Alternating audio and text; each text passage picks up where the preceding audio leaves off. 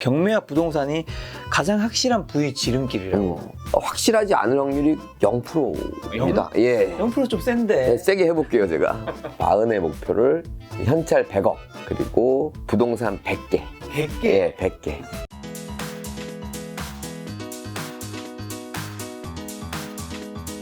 오늘 제가 경매대망 반드시 부자 되는 투자의 소신편입니다. 책 제목에서도 느껴지는 것처럼 당연히 이제 경매로 네. 경제적 이제 자유를 달성하신 분일 거라 생각을 하는데요. 네네. 그래서 좀 궁금해서요. 시드머니는 얼마로 시작했는지 일단 시드머니를 말씀해 주실 수 있을 것 같고, 그다음에 지금 대략 어느 정도의 자산은 사실 공개할 수 있는 저희 정도까지만. 저는 이제 한 20여 년, 23년 차인데요. 네. 20대 초반에 경매를 시작했습니다. 그러다 보니까 사실 시드머니라는 개념은 없었고요. 아예 시작할 때는 아예 돈이 제로였고, 그리고 첫 경매를 한 거는 600만 원 갖고 시작했습니다. 600만 원. 아직도 기억이 나네요. 원룸. 네. 그거 갖고 시작을 했고, 지금 자산은 조금 조심스러운데, 네네네. 제가 20대 중후반에 네. 이제 40이 되면 현찰 10억, 현재 10억. 그리고 내가 살고 싶은 집 한 채, 집 한 채. 그리고 갖고 싶은 차가 있었어요. BMW 뭐 이런 차. 이거 3개를 네네. 이루겠다라고 목표를 잡고 공공연하게 막 얘기하고 다녔습니다. 네네. 근데 주변에서는 그때는 제가 돈벌이가 워낙 없었으니까 어떻게 네가 그렇게 함부로 그걸 이루겠냐 이렇게 했는데, 그거는 이미 30에 다 이뤘고요. 네. 그래서 너무 꿈이 작았다 해서 40의 목표를 이제 차는 관심이 없어졌고, 그렇죠, 그렇죠. 현찰 100억, 100억. 그리고 부동산 100개. 100개? 예, 100개. 근데 제가 지금 40이 넘었는데 네네. 아직까지 조금 못 미칩니다. 아. 예, 그 정도만 말씀드리도록 하겠습니다. 알겠습니다. 대충 이제 자산이 좀 추정이 가능한데, 아하, 네네. 그러면 경매는 정확하게 몇 살 때 시작하신 거죠? 첫 경매 600만 원이라 하셨죠? 네. 경매를 시작한 건 23 정도에 시작했고, 그 다음에 이제 경매를 투자를 처음 해봤죠. 업무는 23, 경매 시작은 24 이렇게. 그럼 경매를 시작하게 된 계기는 어떻게 될까요? 그 많은 분들이 그 들으면 좀 실망하시던데, 네네네. 뭐 부동산에 관심이 있거나 네. 뭐 아니면 뭐 재테크 투자 이런 게 관심이 있어서 한 게 아니고, 이 군대를 딱 갓 제대하자마자 우리 김 작가님도 그러셨는지 모르겠는데 효자가 되더라고, 순간적으로. 아, 그쵸, 순간적으로. 예, 예. 그래서 이거 독립해야 되겠다. 네. 이 용돈 받아 쓰는 건 그만해야 되겠다. 그래서 이제 취직을 하는데 이렇게 워드를 하루에 4시간만 쳐주면 네. 그 당시 한 60만 원? 작은 돈은 아니었던 걸로 기억해요. 네. 그래갖고 취직을 해봤더니 거기가 그 남부지원 앞에 있는 큰 경매 회사였습니다. 네. 근데 뭘 하는 거였냐면, 그 당시에는 신문 광고가 제일 큰 광고다 보니까 부동산 하시는 분이 연령대가 높다 보니까 이거 하는 사람이 없는 거예요. 그래서 광고를 이걸로 냈던 기억이 나는데, 한 몇 달 다니다 보니까 다 그러는 거야, 사람들이. 그래가지고 나도 여기 취직하고 싶다. 그래갖고 시작됐습니다. 그러니까 뭐 여기 계신 분들처럼 뭐 관심이 있거나 시드머니가 있거나 이렇게 시작한 게 아니라, 좀 우연한 시작. 예, 우연히 이제 시작됐어요. 용돈 받아 쓰기 싫어가지고. 그럼 그 이후에 이제 아까 100채가 목표이셨으니까 네네. 아마 수십 채는 당연히 지금 가지고 계실 네네. 텐데, 수십 채는 아니고 수십 개죠. 수십 개. 예. 실제 이제 부동산 경매 성공 사례 네네. 좀 한 두세 개만 얘기해 주신다면, 좀 지역이랑 좀 정확하게 좀 어느 정도. 정확하게. 네. 그냥 뭐 옛날 얘기가 아니라 최근 얘기로 그냥 드릴게요. 좋습니다. 예. 최근에 여기 마포잖아요. 네. 마포동. 마포동. 마포동 한강 보이는 네. 그 빌라 부지를 하나 사놓은 게 있어요. 네. 최근은 아니고 2년 정도 된 것 같네요. 부지라면 땅을 샀다는 건가요? 예, 땅을 샀습니다. 네. 뭐 경매 이야기하면 계속 나오겠지만 고급 빌라에 땅만 산 겁니다. 건물은 남의 거예요.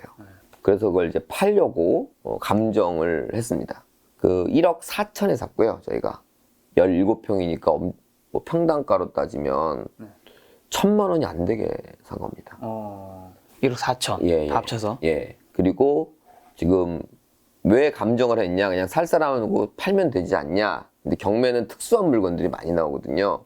그러니까 상대도 감정을 하는 금액으로 사고 싶다, 뭐 이런 제한이 비슷하게 있어가지고 한 2년 후에 감정을 해보니까 6억 5천이 나오더라고요. 그래서 뭐 그냥 총액이 큰 건 아니지만 그렇게 좀 된 게 있고. 그럼 이거는 어떻게 이걸 발굴했고 이게 돈을 벌 수 있다 생각하셨던 거예요? 그 노하우를 한 개씩 얘기해 주시죠. 이제 일반적인 사람들이 생각하는 네. 부동산하고 네.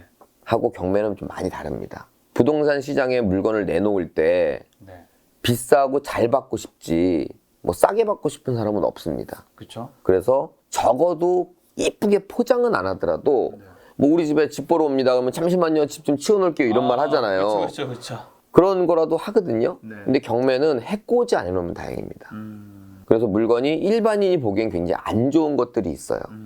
근데 낙찰받고 청소하면 되거든요. 쉬운 말로. 그렇죠. 그런 것들을 이제 제가 해서 돈을 버는 일을 하고 있는 거고 네. 그런 것 중에 하나가 이제 땅하고 건물이 있는 게 부동산인데 보통은 네. 건물만 나오는 것도 있고 땅만 나오는 것도 있습니다. 그러다 보니까 그런 땅을 사서 이제 건물주인과 협상을 하든 아니면 같이 해서 같이 팔든 뭐 이런 작업들이 이루어지면서 그런 물건들이 나오는 겁니다. 그 다음 사례는요? 그 다음에는 그냥 뭐 아주 단순하게 네. 우리 사무실이 그 테헤란로에 있습니다. 테헤란. 네, 선릉역에서 네. 다음 건물이에요. 거기 1층에 있는데 그거 경매 받은 거거든요. 네. 근데 그걸 받을 때 4층도 같이 받았어요. 1층과 4층. 예, 1층하고 4층. 근데 그 4층은 임대를 놨죠. 1층은 우리가 쓰고. 네. 그 임대를 놨는데 그 산 금액이 50억인데 두 개 합쳐서요? 아니요. 4층만. 4층만 예, 50억. 4층만. 그런데 월세를 5,900 받았어요. 근데 이제 5,900이면은 엄청난 임대 수익률이거든요. 그러니까요. 근데 거기다가 강남은 수익률이 가장 안 나오는 지역 중에 하나입니다. 예. 강남은 그냥 사실 시세 차익. 그런 것도 있고 들어가죠. 은행 이자 정도만 나오면 하고 뭐 이런 거거든요. 근데 여기서 10% 이상을 찍었다는 거에 대해서 저는 뭐 일반적인 분들한테는 굉장히 큰 수익률이다라고 말씀드리고 싶고, 자, 그 노하우는 이렇습니다. 자, 거기 있는 임차인이 있었는데요. 네. 요즘 최근에 뉴스에도 그런 일이 있었어요. 소유자가 있고 네. 신탁사가 있는데 네. 이거는 신탁사 거거든요. 근데 어떤 부동산에서 부동산도 잘 몰라요. 이 신탁사에 맡긴 거는 원래 얘 거니까 신탁사에 맡기고 다시 돌려받는다 이런 얘기를 많이 해갖고 이 신탁사를 통하지 않고 소유자랑 많은 계약을 해서 소유자가 도망가 버리고 여기 보증금 띄고 이런 경우들이 굉장히 많습니다. 네네. 이 경매를 하면 그런 게 더더욱 많아요. 근데 이것도 마찬가지로 이 임차인이 이 소유자랑 계약을 한 거예요. 근데 임차인이 보기에는 불안하거든. 신탁사로 되어 있는 거를 소유자랑 계약하기가. 그래서 임차인이 이거 신탁사랑 계약하고 싶다라고 했더니만 소유자 측에서 자기랑 하면 엄청 싼 임대료를 내게 해주겠다. 그래서 시세와 맞지 않는 어마어마하게 싸게 임대를 내고 쓰고 있었던 겁니다. 네. 그런데 경매나 공매나 이런 걸 보면 현재 임차인 현황만 나와 있지 네. 그 임차가 시세랑 맞다 안 맞다나 아니면 시세가 그렇다 안 그렇다는 전혀 나와 있지 않거든요. 그렇죠. 예를 들어 5,900만 원 나오는 거를 뭐 100만 원 나온다고 쓰고 있다면 그건 일반인들이 보기엔 아유 수익률 엉망이네 라고 생각한다는 얘기입니다. 그러니까 우리 같이 이제 경매를 하시는 분들은 전문을 하시는 분들은 거기에 임대차 현황이 100만 원이든 10만 원이든 그런 게 중요한 게 아니고 진짜를 조사하는 거죠. 그렇죠, 그렇죠. 근데 대부분 사람들은 그 100만 원밖에 안 나오는구나 라고 생각하고 그냥 버리는 거고요. 열심히 조사해 보니까 뭐 5천 원 넘게 받겠더라고요. 그래서 이제 낙찰을 받았던 그런 사례입니다. 자, 마지막 사례는요? 뭐 이거는 뭐 성공 사례라기보다는 이건 자랑 같은 건데 여기 마포에 오니까 갑자기 생각나는데 이 마포 공덕 오거리가 제가 인연이 좀 있는 동네예요. 왜냐면은 여기 서부지원이 서부죠. 예. 제가 서부지원도 많이 다녀서 공덕 오거리가 원래는 다 저층짜리 건물이었는데 지금 다 높이 올라갔죠. 그렇죠. 예, 거기 랜드마크도 있고. 근데 거기 그 뒤쪽에 족발 시장이 있습니다. 예. 유명하죠. 거기에 한 3분의 1 정도가 제 땅입니다. 지금? 예. 와. 그것도 한 2년 된 것 같아요. 네. 잔지가. 와. 근데 거기는 이제 워낙 면적이 크지 않다 보니까 네네. 3분의 1 해봤자 아주 큰 면적을 갖고 있는 건 아닌데 네. 그래도 한 100억 정도는 될 거예요. 3분의 1 규모가. 그 정도로 예, 갖고 있다. 그럼 그걸 왜 사셨던 거예요? 그냥 저는 좀 여유 있게 보는 편이라서요. 네. 여기가 다 개발이 되니까 마지막 그 남아있는 것도 이미 거기 조합이 추진되어 있는 상태에서 산 건데요. 네. 개발이 된다. 확신을 갖고 산 거죠. 하긴 그쪽도 지금 개발될 여지가 충분히 많이 있는 곳이죠. 네. 개발은 사실 어떻게 보면 진즉됐어야 되는데 네. 또 나름 이권이 뭐 개입되고 하다 보니까 네. 좀 미뤄지고 있는 상태입니다. 자, 저자님에게 이제 부동산 경매 좀 배우면 우리도 뭔가 땅과 뭐 건물 이런 게 좀 생기지 않을까 생각이 드는데 네. 그럼 처음 경매 시작할 때 좀 최소 필요한 금액은 요즘에는 어느 정도일까요? 저자님이 이제 아까 전에 23살과 4살 때 뭐 한 600만 원 정도 첫 경매 시작하셨지만 네. 또 그때부터 지금 또 세월이 많이 지났잖아요. 많이 지났죠. 네. 이제 공부를 하냐 안 하냐에 좀 차이가 있는데요. 공부를 안 한다. 그리고 경매를 아예 공부를 안 하고 시작할 수는 없지만 그래도 완전 초보인데 이제 시작해야 되겠다라고 하면 시드머니는 필요 없습니다. 그리고 공부를 하고 한다. 그래도 필요 없습니다. 그게 무슨 그 말이죠? 무슨 말이냐면 약 올리나요? 초보자 입장에서는 네. 경매를 딱 들어가면 이제 경매 공고나 경매 사이트나 이런 걸 들어가면 네. 최고 싼 거부터 검색도 가능하거든요. 네. 딱 검색을 하면 깜짝 놀랄 겁니다. 1,000원, 뭐 10,000원, 50,000원. 자기가 완전 진짜 제로가 아닌 이상은 1,000원 있지 않습니까? 완전 제로가 아닌 이상은 돈이 필요가 없을 정도로 싼 물건들이 많습니다. 추가적으로 싸다고 나쁘냐? 싸다고 작을 수는 있어도 싸다고 나쁘진 않습니다. 비싸다고 반드시 좋은 게 아닌 것처럼 싸다고 나쁜 건 아니니까 이 일반 매매 시장은 어느 동네 가면은 뭐 1억 갖고 가도 명함도 못 내미는 동네가 있는 반면에 경매는 뭐 당장 찾아보면 오늘 찾아보면 1,000원짜리가 있는지 모르겠지만 5만 원 정도까지는 무조건 있습니다. 그래서 초보 입장에선 그렇고 공부를 하는 입장에서는 어떻게 생각이 드냐면 공부를 하면 할수록 실력이 늘고 실력이 늘면 직관적으로 얘기하면 가격을 싸게 사기 위해서 실력을 늘리는 거거든요. 그렇기 때문에 지금 현재 싼 물건은 나와 있지만 점점 싸게 살 수 있기 때문에 지금 제 입장에서는 시드머니라는 개념은 대중들이 내가 돈을 갖고 한 건을 잘 투자해 보겠다라는 개념이지 내가 경매로 부자가 한번 돼보겠다 이런 개념에 있어서는 시드머니는 전혀 필요 없습니다. 궁금한 게 5만 원짜리 물건은 도대체 어떤 물건이에요? 일단 면적은 작은데요. 예. 책을 사도 한 3-4권이면 5만 원인데 그렇죠. 예. 도대체 면적이 5만 원. 요마탄가요? 그렇죠. 그런 거죠. 서울로 따지자면 그런 거고요. 근데 지방으로 가면은 꼭 그렇지는 않습니다만 예를 들어 아까 뭐 재개발 재건축하는 뭐 족발 시장이라든가 이런데 0.0001평만 갖고 있어도 수익률은 굉장할 겁니다. 그런 물건이 나와 있습니다. 네, 있습니다. 그런 물건 해도 되는 거예요? 당연히 해도 되죠. 부담도 없어요. 왜냐면은 5만 원이면 보증금 5천 원만 필요하거든요. 계약금. 예전에 그런 거 한번 했다가 술 먹다가 잔금을 까먹었나 그래갖고 보증금을 띈 적이 한 번 있어요. 근데 5천 원만 띄면 되니까 그거는. 자, 근데 지금 부동산 시장이 굉장히 좀 요즘 분위기가 안 좋잖아요. 이런 상황에서도 경매 투자가 가능한지랑 만약에 이제 내가 경매를 해서 샀어요. 경매를 하면 어쨌든 아무래도 일반 매매보다 싸게 사잖아요. 근데 집값이 떨어지면 이 싸게 산 것보다 더 떨어질 수 있는 거잖아요. 어떻게 해야 되는 거죠? 자, 일단은 경기가 안 좋다. 네. 뭐 이런 의미에서는 경매하는 사람들한테는 사실 죄송한 얘기지만 희소식입니다. 경매 물건이라는 건 경기가 안 좋아야 나오고 그리고 경기가 안 좋아야 더 싸지고 뭐 이런 게 있기 때문에 희소식이고 이제 전문가 영역에서는 경기가 좋으면 팔아서 좋고 경기가 안 좋으면 사서 좋은 거기 때문에 일반인 분들은 이제 너무 감성적이다 보니까 내가 부동산을 갖고 있으면 부동산이 떨어지면 싫고 갖고 있지 않으면 부동산이 떨어지면 좋고 그렇죠. 이런 게 있는데 이제 더 이성적이고 객관적으로 생각하다 보면 떨어지면 살 기회가 있는 거고 올라가면 팔 기회가 있기 때문에 그런 부분에 있어서는 그냥 사고 파는 시즌일 뿐이다 정도로 말씀드리고 싶네요. 집값이 떨어지면요? 그런 거 있죠. 집값이 오르는 폭과 떨어지는 폭은 완전 다릅니다. 그러니까 1억 갔던 게 2억 갔다가 다시 1억 돌아오는 그런 건 없습니다. 1억 갔다가 2억 갔다가 1억 8천 갔다가 2억 5천 갔다가 2억 4천 갔다가 2억 8천 갔다 이런 거지. 이렇게 갔다가 요즘 떨어지면 이렇게 하고 뭐 이런 느낌이란 얘기고. 오르는 건 이만큼 오르면 떨어지는 건 이만큼 떨어지기 때문에 안 떨어지는 시장은 없습니다. 항상 오름과 내림이 있는데 떨어지는 거에 대해서는 그 정도로 생각하면 그냥 사실은 오늘이 제일 싸다 이렇게 볼 수도 있습니다. 이제 저자님께서 시장이 안 좋을 때는 싸게 살 수 있는 좋은 기회라 해주셨는데 그럼 경매에선 부동산이 좀 왜 싸게 나오는 걸까요? 기본적으로 모든 그 하자라고 합니다. 이제 현황, 그러니까 물건의 하자와 그 권리의 하자를 낙찰자가 책임지기 때문에 싸게 나오는 겁니다.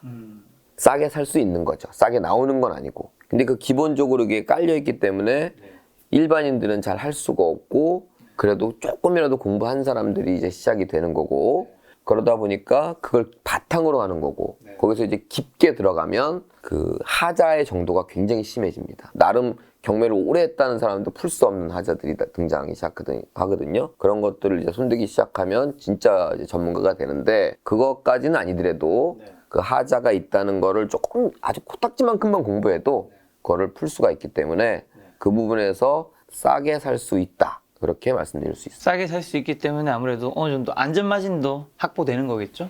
이렇게 금융위기처럼 갑자기 확 떨어졌을 때 경기를 미래를 함부로 예측할 수 없지 않습니까? 그런 것들을 보면 제가 옛날에 그 2008년도에 왔을 때 우리 주변 분들이 아 너는 좀 대단하다 이런 말을 했었어요. 왜 그러냐면 다른 사람들은 적게는 20% 많게는 반값까지 부동산이 떨어졌는데 저는 본전 쳤거든요. 그래서 대단하다 그랬지만 전 위로가 안 됐죠. 왜냐면 저는 오르려고 산 거를 본전을 쳤으니까. 근데 그건 왜 그랬냐? 경매로 샀기 때문에 그렇습니다.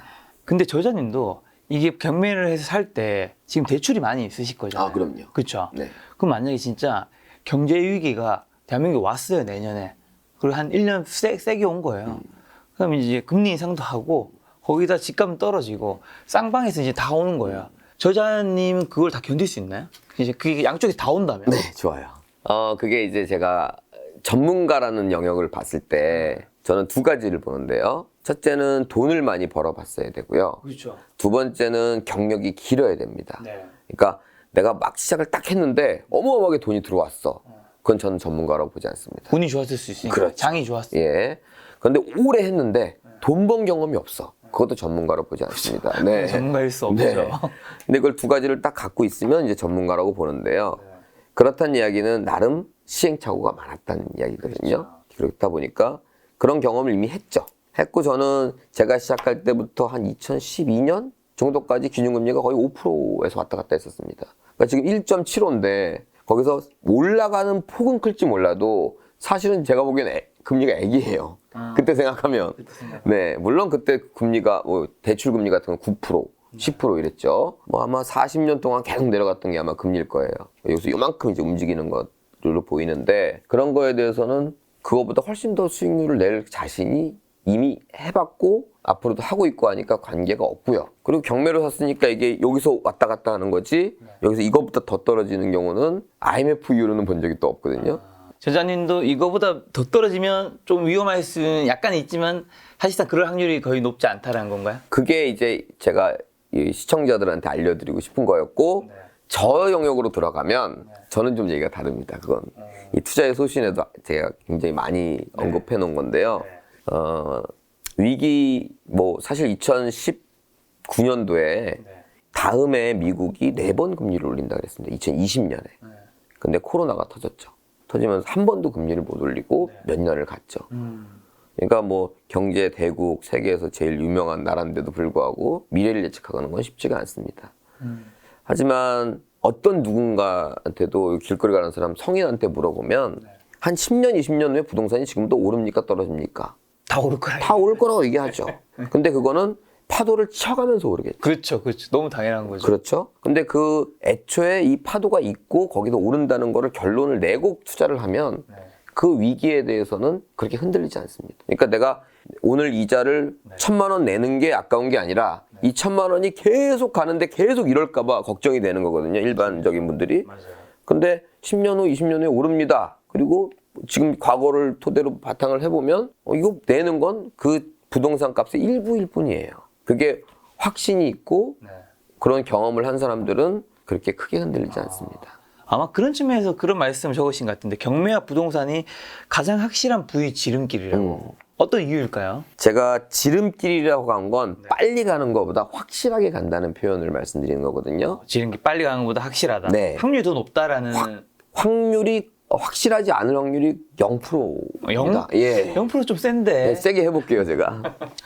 애플이 아마 시총이 정확히 모르겠지만 전 세계에서 아마 제일 큰 회사일 거예요. 지금 최근에 1, 2위 이제 사우디 아람코가 이제 석유 기업이 올라오면서 왔다 갔다 하고 있습니다. 그런 애플만 생각하자면 50년 전에 아마 애플이 없었을 거예요. 그렇죠, 그렇죠. 예. 그리고 50년 후에는 있을지 없을지는 모르겠어요. 그럴 수 있죠. 예.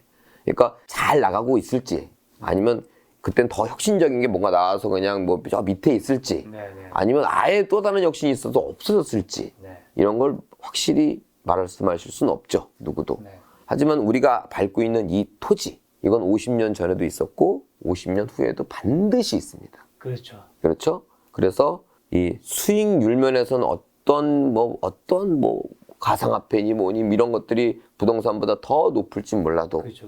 가장 확실한 건 부동산이다. 저는 이걸 확신합니다. 그런 의미에서. 네. 자, 그럼 부동산 투자로 부자가 되기 위해서 가장 명심해야 될 요소는 뭘까요? 옛날 아인슈타인이 이런 말을 했습니다. 비슷한 생각을 하고 있다는 건 네. 아무도 생각하고 있지 않은 거랑 똑같다. 이런 얘기입니다. 지금 이 부동산 또는 부동산이 아니더라도 어떤 투자를 생각하고 있는 사람들이 주변 사람들하고 비슷한 생각을 갖고 투자를 한다. 이거는 절대 부자가 될 수 없습니다. 부자는 항상 소수고 부자가 아닌 사람은 다수입니다. 이 다수가 생각하는 걸 똑같이 생각하고 똑같이 행동한다는 건 절대 부자가 될 수 없는 거를 미리 알고 있어야 됩니다. 그래서 경매를 시작하든 뭐 다른 투자를 시작하든 내가 뭐 남들이 하니까 나도 한다. 이런 식으로 부동산을 해서는 안 됩니다. 네. 또 굳이 주식으로 얘기하자면 네네. 전 주식 전문가는 아니지만 요즘에 주식이 좀 안 좋다고 얘기를 들어서 맞아요. 그럼 주식이 안 좋으면 남들이 다 안 좋다 그러면 야 이건 사는 기회가 아니냐 뭐 이렇게 생각을 한다든가 그래서 부동산 경매를 하면 돈을 번다 이런 생각은 빨리 버려야 됩니다. 부동산 경매를 어떻게 해야 돈을 벌까 이 생각을 항상 해야 된다는 거. 네. 남들과 다른 생각을 해야 된다는 게 오히려 명심해야 될 점입니다. 이 점이. 어떻게 해야 돈을 벌까? 그 구체적인 얘기 우리 계속 이제 이어갈 텐데 네. 책에는 돈 없는 20대가 경매로 더 성공하기 좋다라는 이야기도 나와 있는데 사실 이거는 돈이 있는 게 당연히 더 유리하죠. 텐데 돈도 없고 나이도 어린 20대가 경매를 더 유리하다? 네. 이게 좀 아닌 것 같은데 좋습니다. 어떤 의미로 적으신 걸까요? 저도 20대부터 시작을 했고 20대는 정상적인 20대라면 돈이 없습니다. 아 너무 당연한 예. 거죠. 저 20대 때 한 100만 원 있었습니다. 그 100만 원도 다음 달에 보면 없어지고 말이에요. 예. 뭐 술 한잔 마시면 뭐 20대 때는 늘 뭐 소맥이 어디 있어요. 그냥 소주 마시고 저희 이제 대구에서 이제 곱창인데 곱창이 제일 막창보다 싸잖아요. 아, 네네. 그 당시 지금 벌써 20년 전이니까 곱창 한 바가지에 1,500원. 그것도 비싸서 뭐 이제 저는 순댓국을 먹었는데요. 네. 시장 순댓국을 먹으면 아주머니가 어리고 그러니까 순대를 계속 리필해줬어요. 거의 뭐 순댓국 한 그릇에 소주값만 내고 그렇죠. 그랬던 기억이 나는데 그렇게 먹었던 시절이 있었죠. 네네. 보통 투자를 생각하는 사람들은 돈이 없으면 투자를 생각하지 않습니다. 그러니까요. 시드는 있어야 되죠. 네, 당연한 거거든요. 네. 제가 말씀드렸죠. 당연한 거라고 생각하는 건 부자가 될 수 없는 겁니다. 내가 돈이 없을 땐 투자에 전혀 생각 없다가 돈이 생기니까 이제 그때서야 투자를 공부하려고 두리번 거려요. 그리고 이 목적은 뭐냐면 어떤 한 거를 잘 사서 이걸로 한번 돈을 벌어보자. 그렇죠. 한 방에. 네, 이런 겁니다. 그리고 이제 투자가 딱 되면 이제 또 공부 안 하죠. 돈이 없는데 뭐 공부를 해. 그리고 만약에 이게 잘 팔리든 못 팔리든 팔리게 되면 또 공부를 합니다. 그러니까 실력이 요만큼 좋아졌다가 다시 내려 떨어지고 좋아졌다가 떨어지고 이런 현상을 죽을 때까지 반복합니다. 네. 이게 그나마 투자에 관심이 있다고 하는 사람들이 하는 행동이에요. 제가 옛날에 그 랜드로버 차를 하나 사고 싶어가지고 매장을 이렇게 되게 멋있더라고요. 랜드로버 차가요. 매장을 가는데 그 저기 매장이 있으면 여기 포르쉐 매장이 있더라고요. 포르쉐 네, 남자의 로망 같은 거죠. 네, SUV를 그때는 샀어야 되기 때문에 카이엔? 네. 저는 근데 포르쉐 그 개구리를 안 좋아해요. 안 좋아했었어요, 그 당시에. 그리고 가다가 그래도 혹시 사람들이 포르쉐 그러니까 한번 들려봤거든요. 근데 영업하시는 분이 너무 설명을 잘 해주시고 막 그랬어요. 그리고 이제 랜드로버, 그 레인지로버인가 그 차를 보고 근데 여기는 뭐 설명이 그렇게 썩 좋지는 않더라고요. 그래서 보류를 했어요, 레인지로버 사는 거를. 그래서 그때 유튜브로 뭐가 좋은지 열심히 공부를 했어요. 근데 결론은 제가 카이엔을 그 당시에 샀어요. 샀는데 사고 나니까 제가 뭐 또 자동차 리뷰를 볼 이유가 없죠. 하고 이제 그만 봤어요. 마치 거의 대부분의 투자하시는 분들은 제가 차 사는 것처럼 해요. 투자를 하고 이제 그만 보죠. 그러니까 성장이라는 건 없어요. 성장을 하면 어떤 물건을 사도 다 잘 사는데 성장이 없이 뭐 10단까지 있는데 1단에서 머물면 뭐 잘 살 수도 있고 못 살 수도 있어요. 그게 그나마 제가 아까 말씀드린 것처럼 그나마 투자에 관심 있는 사람이 그렇게 하는 거지 관심 없는 사람은 아예 공부도 안 하죠. 근데 20대에 돈이 없다. 근데 내가 부동산을 하고 싶다. 라고 하면 이제 성장밖에 할 일이 없습니다. 왜? 돈 투자할 게 없으니까. 돈 투자하실 분들은 1억 갖고 있으면은 1억짜리만 보지 뭐 100억짜리 보겠습니까? 돈이 없으면 100억짜리도 공부하러 다녀야 됩니다. 그래서 그 돈, 시드머니라는 것 자체가 일반적인 사람들한테는 좋아 보이는 머니인지 몰라도 훨씬 성장하기 위해서는 오히려 자기가 한계를 두는 겁니다. 내가 1억 갖고 있으면 1억짜리 또는 뭐 레버리지랑 해서 3, 4억짜리는 볼까 정도지 10억짜리, 20억짜리는 안 봅니다. 그러다 보니까 성장이 안 되면 항상 그 자리에 밖에 머무를 수가 없다. 한때는 청약을 로또 청약이라고 그랬고 한때는 미분양이 일어납니다. 그럼 로또 청약 한번 받은 사람은 그게 오로지 답인 줄 알고 미분양 때도 또 받습니다. 이때는 플러스 P, 이때는 마이너스 P죠. 그럼 본전이죠. 그래서 원칙 없이 움직이는 사람들이 저 사람 피 좀 많이 받았어. 그렇게 하더라도 나중에 가면 그렇게 별 잘 살지 않는 겁니다.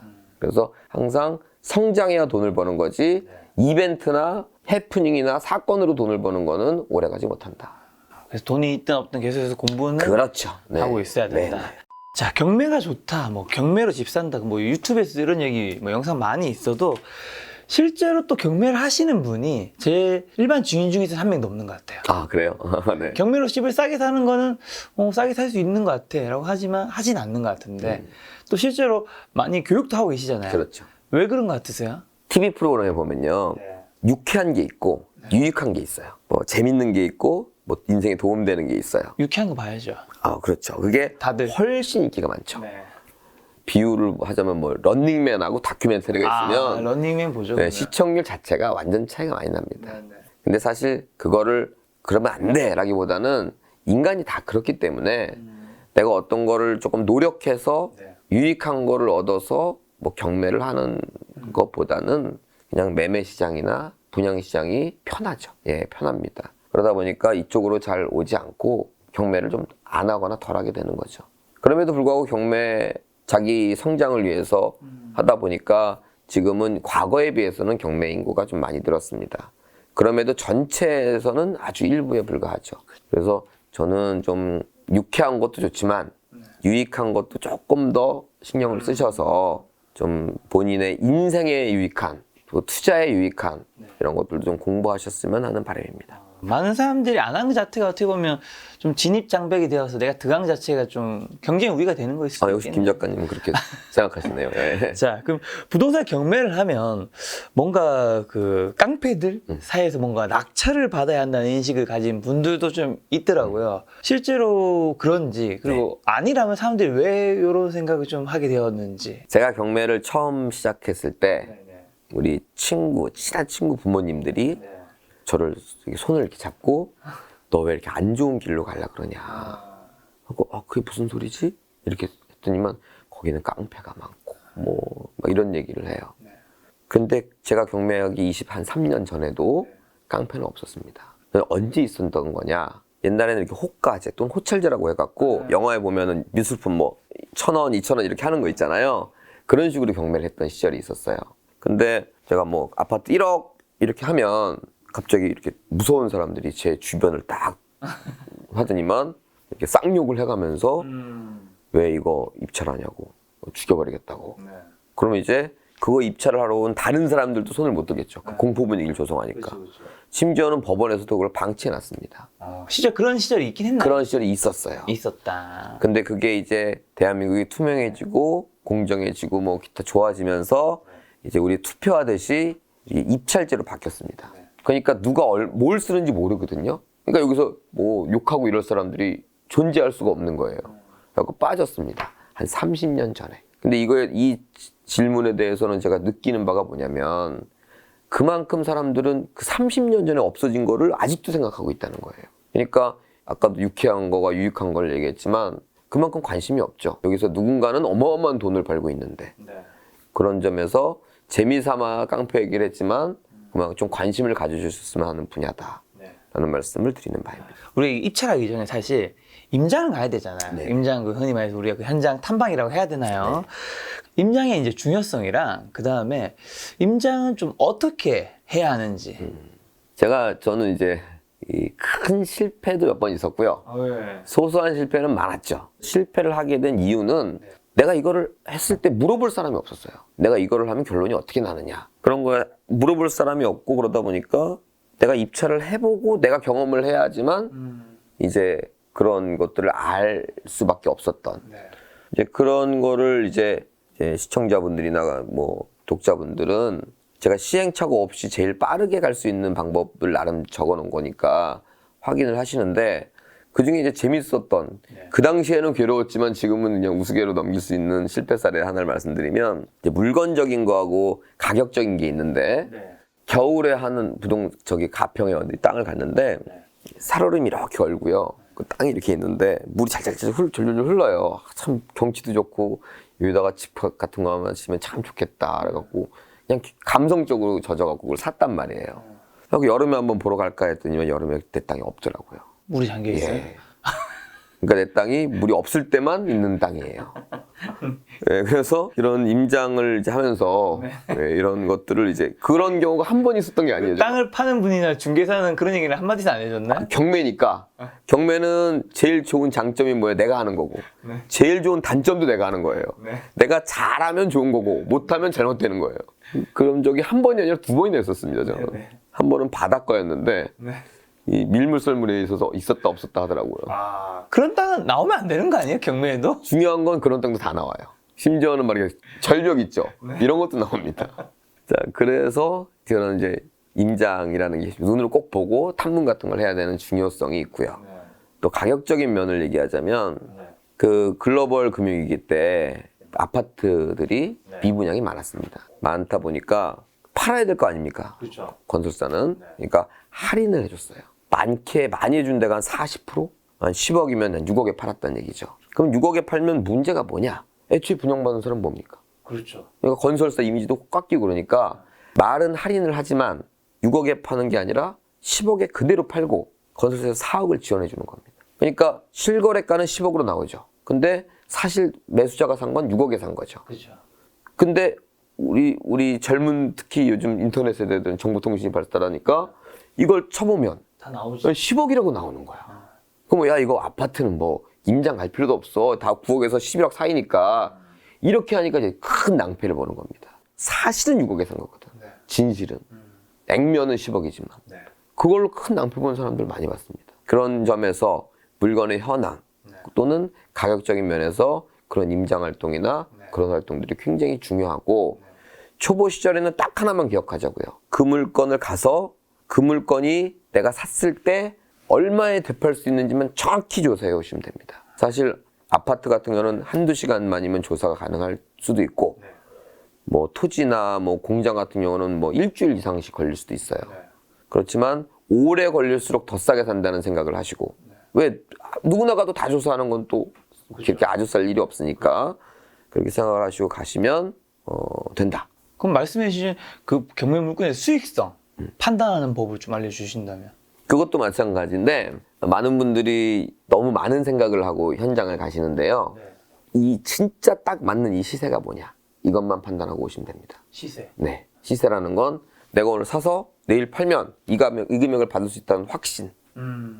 생각보다 어렵습니다. 그러니까요. 예. 그러려면 초보자들은 조금 말이 많으신 분들이 유리합니다. 많이 물어봐야 된다. 네, 그렇죠. 탐문이 중요하다는 얘기입니다. 제가 처음 경매할 때는 내비가 없었어요. 그렇죠. 예, 그래서 땅을 찾는 것만도 뭐 며칠씩 걸린 적이 있었습니다. 게다가 어릴 때 시작했기 때문에 뭘 물어봐야 되는지 말주변이 없어갖고 부동산은 물론이고 뭐 노인 정도 가고 이장님한테도 가고 시골에는 뭐 조합, 농협, 축협 이런 데 있잖아요. 그런 데 가고 맨날 선물, 뭐 돈이 없으니까 큰 선물은 못 가져가고 그 당시에는 담배 막걸리가 먹혔던 시절이거든요. 네. 하나 딱 지어드리고 어르신. 그래가지고 그때 그렇게 탐문했던 기억이 나는데 그러니까 어떤 거는 땅도 못 찾고 경매가 끝나는 게 버리는 경우도 있고 어떤 거는 탐문하다가 경매가 끝나버린 경우도 있어요. 하지만 그런 탐문을 통해서 정확한 시세만 안다면 이장님이나 통장님이 은근 잘하세요. 뭐 김치당은 얼마에 팔렸고 뭘 얼마에 팔렸고 이렇게 나오면 동네가 짝을 예. 그러면 이제 그런 거고 도심은 오히려 더 편하고요. 예, 도심 물어볼 때도 많고 정확한 시세를 알아온다. 잠깐 시세. 예. 야, 그럼 시세 이전에 어쨌든 내가 낙찰을 받아야 되는 거잖아요. 네. 그 목표 수익률과 낙찰 확률을 높이는 입찰가 산정 노하우. 네, 좋습니다. 야, 이거는 내가 낙찰 받기 위해서 높은 금액을 썼다가는 남는 게 없을 수 있고, 그렇다고 낮은 금액을 쓰면 내가 1등이 안 되면 낙찰을 못 받고.